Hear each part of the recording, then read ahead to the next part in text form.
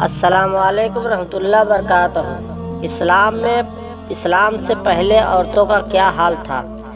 دنیا میں عورتوں کی کوئی عزت و قوت ہی نہیں تھی مردوں کی نظر میں۔ اس سے زیادہ عورتوں کی کوئی حیثیت ہی نہیں تھی کہ وہ مردوں کی نفسانی خواہش پوری کرنے کا ایک کھلونا تھی۔ عورت دن رات مردوں کو قسم قسم کی خدمت کرتی تھی اور طرح طرح کے کاموں سے، یہاں تک کہ دوسروں کی محنت مزدوری کر کے جو کچھ کماتی تھی وہ بھی مردوں کو دے دیا کرتی تھی۔ مگر ظالم مرد پھر بھی ان عورتوں کی کوئی قدر نہیں کرتے تھے، بلکہ جانوروں کی طرح ان کو مارتے پیٹتے تھے۔ ذرا سی بات پر عورتوں کے کان ناک کاٹ لیا کرتے تھے اور کبھی قتل بھی کر ڈالتے تھے۔ عرب کے لوگ لڑکیوں کو زندہ دفن کر دیا کرتے تھے اور باپ کے مرنے کے بعد اس کے لڑکے جس طرح باپ کی جائیداد اور سامان کے مالک ہو جایا کرتے تھے، اسی طرح اپنے باپ کی بیویوں کے مالک بن جایا کرتے تھے اور ان عورتوں کو زبردستی لونڈیاں بنا کر رکھ لیا کرتے تھے۔ عورتوں کو ان کے ماں باپ، بھائی بہن یا شوہر کی وراثت میں سے کوئی حصہ نہیں ملتا تھا، نہ عورتیں کسی چیز کی مالک ہوا کرتی تھی۔ عرب کے بعض قبیلوں میں یہ ظالمانہ دستور تھا کہ بیوہ ہو جانے کے بعد عورتوں کے گھر سے باہر نکال کر ایک چھوٹے سے تنگ و تاریک جھونپڑے میں 1 سال تک قید میں رکھا جاتا تھا۔ وہ جھونپڑے سے باہر نہیں نکل سکتی تھی، نہ غسل کرتی تھی، نہ کپڑے بدل سکتی تھی۔ کھانا پانی اور اپنی ساری ضرورتیں اسی جھونپڑے میں پوری کرتی تھی۔ بہت سی عورتیں تو گھٹ کر مر جاتی تھی اور جو زندہ بچ جاتی تھی تو 1 سال کے بعد ان کے آنچل میں اونٹ کی مینگنیاں ڈال دی جاتی تھی اور ان کو مجبور کیا جاتا تھا کہ وہ کسی جانور کے بدن سے اپنے بدن کو رگڑے، پھر سارے شہر کا اسی گندے لباس میں چکر لگائے اور ادھر ادھر اونٹ کی مینگنیاں پھینکتی ہوئی چلتی رہے۔ یہ اس بات کا اعلان ہوتا تھا کہ ان عورتوں کا عدت ختم ہو گئی ہے۔ اسی طرح کی دوسری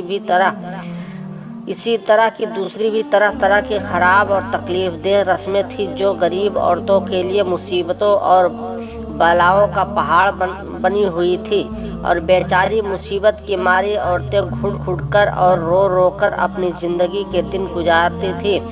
ہندوستان میں تو بیوہ عورتوں کے ساتھ ایسے دردناک ظالمانہ سلوک کیے جاتے تھے کہ جن کو سوچ کر کلیجہ منہ کو آ جاتا ہے۔ ہندو دھرم میں ہر عورت کے لیے فرض تھا کہ وہ زندگی بھر قسم قسم کی خدمتیں کر کے پتی پوجا، شوہر کی پوجا کرتی رہے اور شوہر کی موت کے بعد اس کی چتا کی آگ کے شعلوں پر زندہ لیٹ کر ستی ہو جائے، یعنی شوہر کی لاش کے ساتھ زندہ عورت بھی جل کر راکھ ہو جائے۔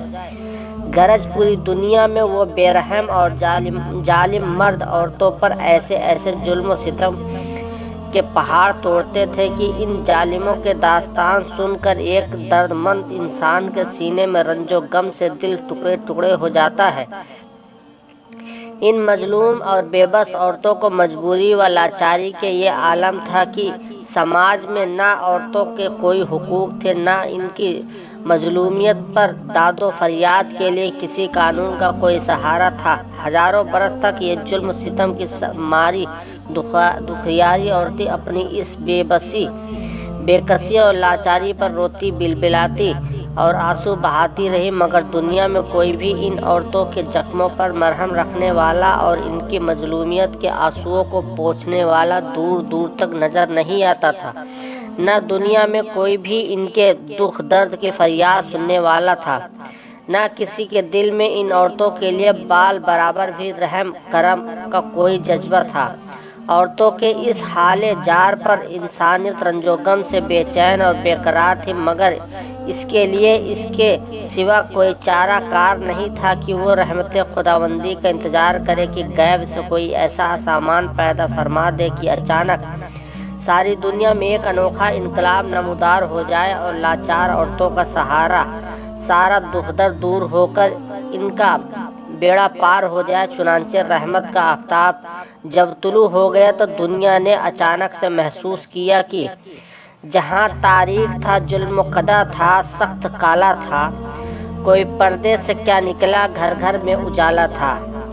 شکریہ۔ اگلا پارٹ نیکسٹ ویڈیو میں انشاءاللہ ضرور آئے گا اسی کے ساتھ والا بھاگ، اگر وہ اس میں جوڑیں گے تو بہت لمبا ویڈیو ہو جائے گا۔ شکریہ پورا ویڈیو دیکھنے کے لیے۔